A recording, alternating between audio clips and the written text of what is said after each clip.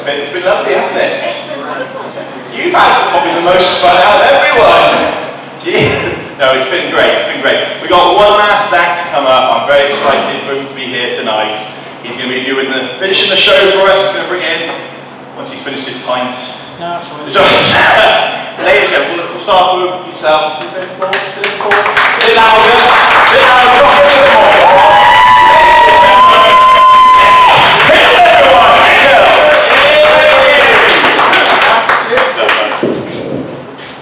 Oh, give it up for Darren for tonight. What a cracking job. No, he's fine. He's Stealing the show. He's fine. So, I'm gonna fucking kill that guy. Let's see. So, listen. I'm 5'2", ginger. Been married for 20 long years. I'm overweight. I turned 60 last year, went from Gloucester, and people had the fucking audacity to ask me why I'm so miserable. I'm not as miserable as you, I have to say. But I thought my life was shit. You're his wife. I'm not even going to go there. I'm not particularly keen on tall people, especially those that think it's acceptable in a social situation to rest their elbow on my head. If that's you, don't do it. Went to Old Towers last weekend. I was laid on 2 rides. I learned a couple of things at Old Towers. So as I was waiting in the queue, I heard this voice behind me. Jesus Christ, look at him. He's tiny. I don't think he should be going on this. And I learned 2 things. The first thing I learned was that it's considered socially unacceptable to meet provocation, no matter from what source, with violence. And the second thing I found out was it's actually a criminal offence to punch an 11-year-old girl. My wife said to me back in February, have you got any idea what day it is today? I said, I've no idea. So I have a think really hard. I thought, oh, please tell me it's not the anniversary of the day you caught me with your sister, but it wasn't. So shall I tell you? I said, please do. She said, it's World Penguin Day. Is it? I said, what relevance is that? So, well, do you realise that the largest penguin in the world was only an inch smaller than you? I said, I have no idea. She said, also, you're 5'2", aren't you? I said, yes, I am. She said, that's 62 inches, isn't it? I said, yes, it is. She said, do you realise you're just a fraction taller than 5 plastic rulers stood end to end? I don't want to hear that sort of shit. And every night before we go to bed, she goes up, I come up, and it's been the same routine for 20 years. Have you turned the TV off at the wall? Yes, because she's one of these women, despite the fact that she's 61, has never experienced it, thinks that unless we turn everything off at night, something's going to go wrong. And to be fair, that's how she lost her job in the hospital ward. I said, yeah, I've turned off the wall. So if you lock the front door, yes, I've locked the front door. At the bottom, yes. At the top, no.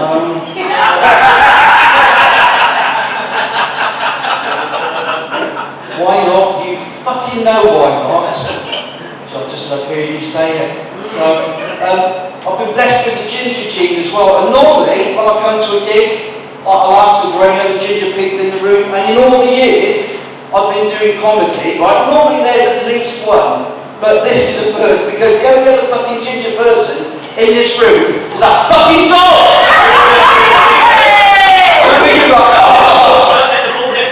I mean, he's beautiful, he's fantastic. I've got an Irish Terrier who is very similar colour to him, very similar colour to me, and that's the only reason we bought him. And we haven't had a dog for ages, and he seems pretty intelligent. Our dog was really clever. The first day we brought him home, within 3 hours he taught me to pick up his shit, which was fantastic. months old now, and he's full of it. And we had a bit of a barbecue last weekend, and we had some friends round. And I was upstairs, and all of a sudden, I heard my wife scream from the garden, "Quick, come down, quick, the dog's got the rabbit in his mouth." And that, you know, he's an Irish Terrier, and I thought, oh, Jesus Christ, this isn't looking good. But, as it turns out, those love toys from Love Honey were robust, so that was all good. The ginger people, they try to deflect. They don't like to admit they're ginger. You know, they use stupid phrases like, "Are you ginger?" "No, I'm T-shirt." "What?" "I'm T-shirt." "Don't think so." "I'm strawberry blonde." Well, the best one I've heard is, "I'm fox red." "Oh, you're fucking ginger, just admit it." And when my wife and I, when we first got together, the first time she saw me naked, like she was just mesmerised, she was just looking down. I said, "What's the matter?" She said, "Well, I've been waiting 3 months to find out what colour that is. And I'm just really surprised it matches." And you know what I said, "What fucking colour were you expecting?" She said, "Well, I didn't know whether you dyed your hair or not." "No, I don't dye my hair." I didn't think in this day and age that I'd be discriminated against because of my colour, and especially not in the comedy world, because as you've seen tonight, there's all sorts of different people, all sorts of different backgrounds do stand up. And there was a post on Facebook from the Bristol comedy scene a couple of months back, and it said, "We are looking for applications, especially from LGBT people and POC people." Now, I didn't know what POC meant. Does anybody here? No, it stands for people of colour, right? So I phoned up, I said, "I'd like to apply." "Well, which one, the LGBT?" I said, "No, the POC." "Well, what colour are you?" I said, "Ginger." "We don't want you."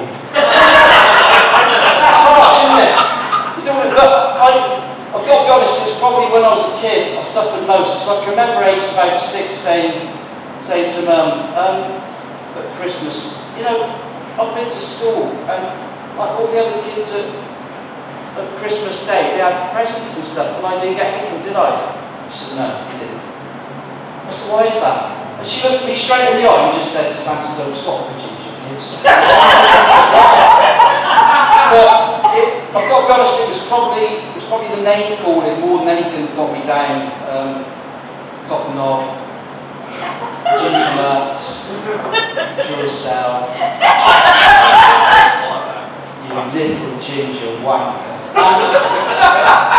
I can remember saying, "Dad, you know," so I've been married, it's coming up for 20 years this year. We've just got to that stage. It's just that irritating stuff. And it's the little things about it that irritate me. Fucking breathing. She's one of these women, like, because I'm quite little and I can't sort of see very well out the car window, so I like her to sit back a little bit. But if I can't see, I'll say to her, "Is it safe to go?" And she'll say, "Yeah." And then just as I'm pulling out, she follows up with, "If you're quick." That's no use to anybody, is it? That's no use. We did a dry January this year. It was sort of alcohol related, I've got to be honest.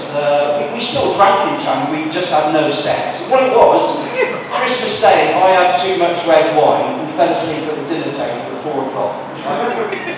And apparently, I was embarrassment, she felt humiliated.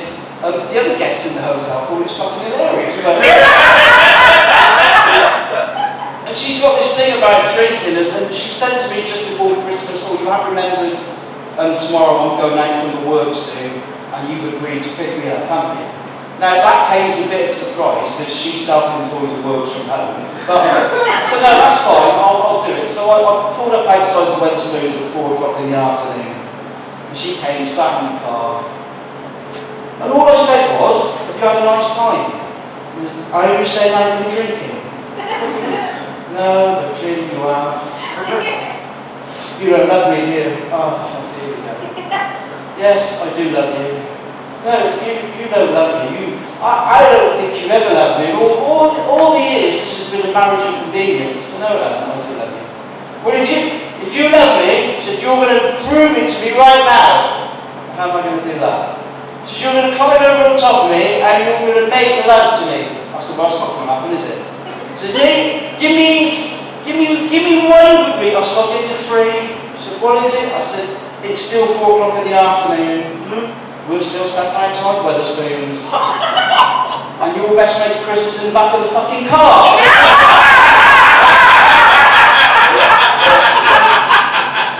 Now that's the thing, right? She's got a best mate, she calls her girlfriend. And I've got a problem with that. I mean, they've known each other for years and years. I've got no problem with that. They go on holidays together, they have weekends away together. That's fine. Right? I wanted 1 weekend away with my girlfriend. Oh, moan. But we have got to that stage in our relationship where I suppose the spark's gone out of the sexual side really, and she said, you know, perhaps it would be nice to be a little bit more romantic. I said, well, what have you got in mind? She said, well, maybe when we're making love, have some music playing in the background, just that awkward silence for 2 minutes. So I took that on board, recorded some music. The first song I chose was Angels by Robbie Williams. I thought, well, that's there or thereabouts. To be honest, I think my choice of song number 2 was probably not the best. Theme for Match of the Day. Just purely for the rhythm factor. She said, do you know what? She said, you never surprise me anymore, do you? I said, don't mind. She said, no, it'd be nice to be surprised now and again. So a couple of nights ago, she's getting ready in the bathroom. I turned all the lights off in the bedroom, wedged myself under the bed, and when she walked in, I grabbed her ankles, and she did that.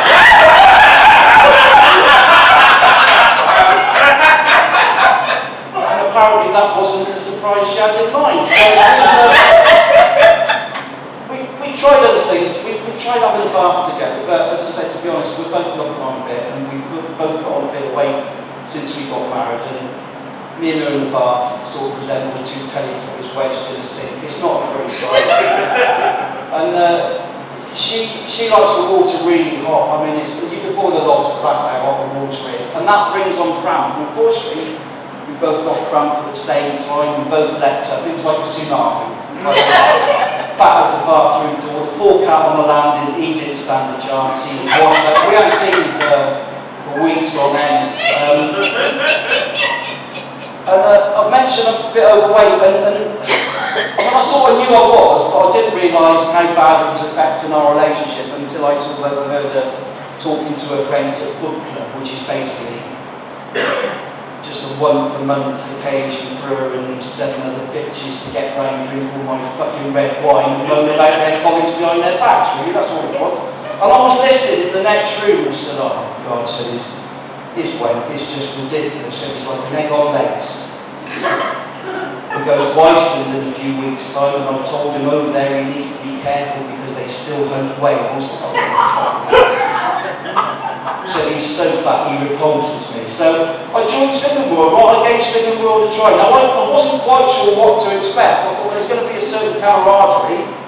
And I walked in, and basically what it is, if you've never been to Slimming World, it's a once-a-week public humiliation. I walked in, there was about 30 women lined up, of all various shapes, sizes, all clearly with a few extra pounds, waiting to be weighed on these scales that are being manned by 2 fucking smug stick insects who've been doing the programme for months on end. And this lady came up and said, hi, my name's Chris, I'm your counsellor.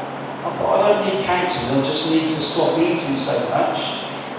And the meeting was held in our local primary school. We said, right, if you'd like to take a seat so we can talk about things. And I looked down at this little plastic chair, and there's me and 2 other newbies who were bigger than me, and I thought, this isn't going to end well. It didn't. One of the plastic chairs broke. I got wedged in mine, and the 3rd person just ran out the door crying. Chris said, out of anybody, he said, it doesn't matter, he said, whose body do you most admire? Now, I don't know where it came from, right? I just said, Tom Daly. And this voice from the crowd said, oh, it's really nice to have a game of play. I've not been back, to be honest. So I said, I turned 60 last year and decided to have a big party. We had a big roast, which was good. Sent out loads of invites, and then I got the usual, I'm on a vegan. I'm a vegetarian. I'm a celiac. But no, back in the day when I was growing up, we didn't have those, well, we did have those sort of people, we just called them fucking fussy eaters, to be honest. And I'm sort of struggling to keep pace with technology now. You know, things are changing so much, aren't they? And one of the boys mentioned the whole thing about the Hawaii mobile phone and the Chinese and how the GCHQ believes that they can possibly shut down some of our infrastructures and close down our machines and close down computers. And actually, I don't think that's not a bad thing, because if there's one machine I would like Hawaii to close down, is that self-service checkout thing in the supermarkets, when it says there is an unexpected baggage in the waiting area, and that unexpected item is my fucking shopping. If they can close that down, I'd be delighted. I've realised I've got to 60 and all I do is moan. Right? So you younger guys, this is all you got to look forward to. You get to 60 and it's just fucking moan. But old people really piss me off, especially those in the supermarket, because never go to the supermarket on a Thursday, that's pension day, and what you'll find is they just loiter at the end of aisles that you might want to go up, just blocking your way, and you can't ask them to move because they're all deaf. So what I've started doing now, and it's perfectly fine, and I would advise you all to try it, is if they're loitering at an aisle and they've got stuff in their bag that you want, just take it out their trolley and put it into yours, right? Because they're not going to chase you, and even if they do, they're not going to catch you. And if they say to you, that's mine, you can say, morally, yes, but legally, no, it isn't. I've also started doing, well, I've not started doing stupid things, I do stupid things. We went for a drive a couple of Sundays ago, parked the car up on the local common, Selsey Common, and parked next to the ice cream van, went for a walk, came back an hour later, and the car had gone. And that's a frightening thing. So I've got a laptop, camera, everything in the car, phone the police. To be fair, the police were up there pretty quick. They said, "Have you got a description of your car?" And we was just by the ice cream van on a nice one. I said, "Yeah, it's a black Golf, 2-litre, registration so-and-so." And the policeman went, "What? Like that one up there?" Well, yeah, like that one up there. But it can't be that one because we parked next to the ice cream van. What the fucking ice cream van? Yeah, but I've moved since then.